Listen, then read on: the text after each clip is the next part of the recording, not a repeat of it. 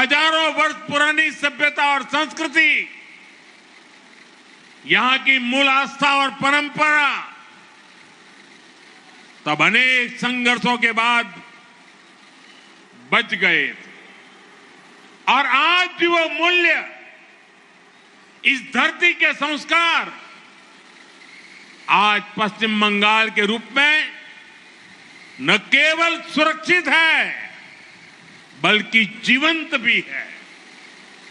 इसलिए पश्चिम बंग दिवस के रूप में हम केवल एक तारीख को याद नहीं कर रहे हैं, हम पूरे इतिहास को याद कर रहे हैं।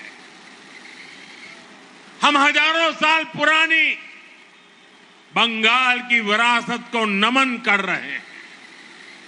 साथियों, आज की पीढ़ी को हमें बार बार पश्चिम बंग दिवस की अहमियत बताने की जरूरत है।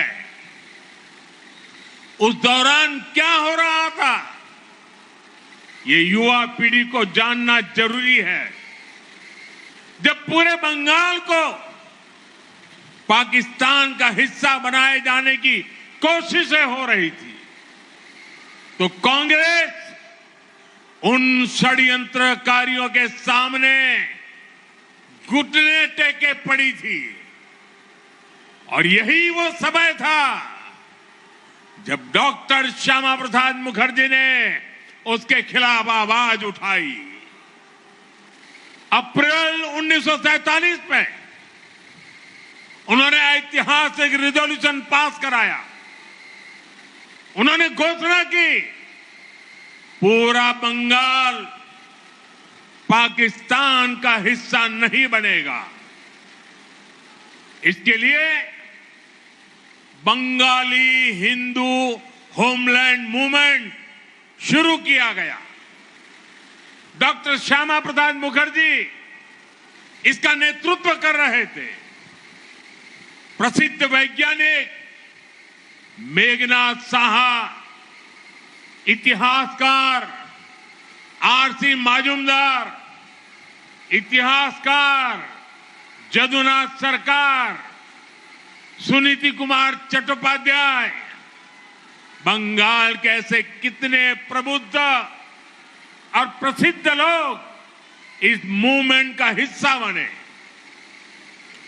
जीडी बिरला जैसे उद्यमियों ने इसे आगे बढ़ाया। मतवा लीडर पीआर ठाकुर ने आगे आकर इस मूवमेंट को समर्थन दिया। अखबारों में लेख लिखे गए, किस्से कहानियां लिखी गई। वंदे मातरम की भावना को एक बार फिर स्फुरित किया गया। बंगाल की जिस आवाज को मजहबी एजेंडों से दबाया जा रहा था, इस जन आंदोलन से वो स्वर फिर से मुखर हो उठे। इसी का नतीजा था भारत विरोधी लोगों को ये पता चल गया, पूरे बंगाल को भारत से तोड़ना नामुमकिन होगा। और पश्चिम बंगाल के रूप में ये हिस्सा मां भारती के साथ रह गया।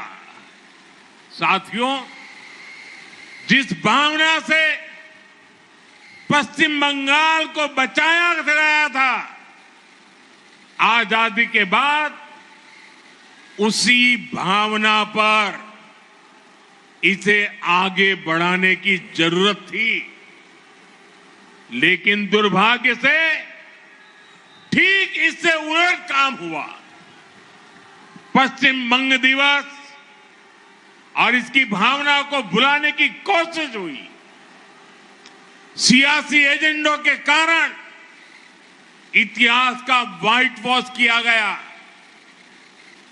भाइयों बहनों, विभाजन के समय जो कांग्रेस बंगाल को लावारिस छोड़ना चाहती थी। विभाजन के बाद उसने बचे हुए पश्चिम बंगाल में भी तुष्टीकरण के खेल खेलने शुरू कर दिए। पश्चिम बंगाल के इस इतिहास को दबाया गया। श्यामा प्रसाद मुखर्जी जनसंघ के संस्थापक बने, इसलिए उनके योगदान को नकारा गया। जिस भावना को लेकर उन्होंने बंगाल के लिए लड़ाई लड़ी थी, उस विचार को भी खत्म करने की कोशिशें होती रही। गुरुदेव रविंद्रनाथ ठाकुर, बंकिम चंद्र चट्टोपाध्याय, स्वामी विवेकानंद, नेताजी सुभाष चंद्र बोस और ईश्वर चंद्र विद्यासागर जैसे जिस धरती का ऐसी महान संतानों से नाता रहा हो, उस पर विदेशी विचारधारा थोपी गई। पहले कांग्रेस, फिर लेफ्ट, फिर टीएमसी, दशकों तक पश्चिम बंगाल को सहेजने और संवारने की जगह इसे अवैध घुसपैठियों का अड्डा बनने दिया गया। जो बंगाल भारत के विकास का नेतृत्व कर सकता था, वो आगे बढ़ने की जगह पिछड़ता चला गया। साथियों, आज पश्चिम बंग दिवस पर हमारा कर्तव्य है, हम संकल्प लें, अब इतिहास की वो गलतियां दोहराई नहीं जाएगी। अब पश्चिम बंग दिवस से प्रेरणा लेकर नया इतिहास रचा जाएगा। साथियों, दशकों के कुशासन ने पश्चिम बंगाल को मीलों पीछे पहुंचा दिया है। आप सबने देखा है, पुरानी सरकारों के समय में कैसे हालात हो गए थे। यहां से बड़े उद्योगों का पलायन हुआ, छोटे उद्योग धंधे ठप पड़ते चले गए, युवाओं का रोजगार छीनता गया, संसाधनों पर घुसपैठियों का कब्जा होता चला गया। जो पश्चिम बंगाल कभी अवसरों की भूमि होती थी, वो पलायन का केंद्र बनती चली गई। इसी माहौल में आपने एक संकल्प लिया, टीएमसी सरकार को पलटने का, उसे हटाने का। आपने बीजेपी को आशीर्वाद दिया, रिकॉर्ड सीटों के साथ हमें विजयी बनाया, और आज पूरा देश देख रहा है कैसे तुरंत ही इसका नतीजा भी बंगाल को मिलने लगा है। जिन अधिकार से आपको बरसों तक दूर रखा गया, आज वो हक आपके द्वार तक पहुंच रहा है।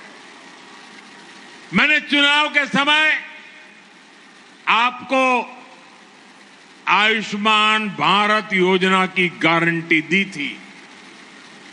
जब बंगाल के हर गरीब को आयुष्मान भारत का लाभ मिलना तय हो गया है, माताओं बहनों को अन्नपूर्णा योजना का सीधा लाभ मिलना शुरू हो गया है, हर घर स्वच्छ पानी पहुंचे, इसके लिए भी पश्चिम बंगाल सरकार और केंद्र सरकार के बीच जल जीवन मिशन को लेकर एमओयू साइन हो गया है। हमने चुनाव के समय बंगाल के युवाओं से वादा किया था, वो वादा पूरा करते हुए नौकरियों में आयु की सीमा में ढील दी गई है। महिलाओं को फ्री बस यात्रा का वादा भी पूरा हो चुका है। साथियों, सालों साल राजनीतिक दुश्मनी में जिन योजनाओं को रास्ते में ही अटकाया गया, लटकाया गया, आज उन सारी बंदिशों को तोड़कर जन कल्याण शिविरों के जरिए हर सरकारी योजना का लाभ सीधे आप तक पहुंचाया जा रहा है। अब कोई बिचौलिया नहीं, कोई रुकावट नहीं, सिर्फ आपके अधिकार पर फोकस है, बंगाल के विकास पर फोकस है, बंगाल और देश की सुरक्षा पर फोकस है। आपने देखा होगा, सीमा पर फेंसिंग के लिए पिछली सरकारों ने जमीन ट्रांसफर का जो काम दशकों से रोक रखा था, नई सरकार बनते ही वो काम भी पूरा करने का काम शुरू हुआ है। भाइयों बहनों, मुझे खुशी है कि पश्चिम बंगाल में औद्योगिक प्रगति की नींव फिर से बननी शुरू हो गई है। इस नींव के दो अभिन्न अंग हैं, ईमानदार और पारदर्शी शासन, और दूसरा कानून का राज। पश्चिम बंगाल ही नहीं, पूरा देश आज इस बदलाव को देख रहा है। जिन्होंने आपको लूटा, वो खुद आकर लूट के पैसे लौटा रहे हैं।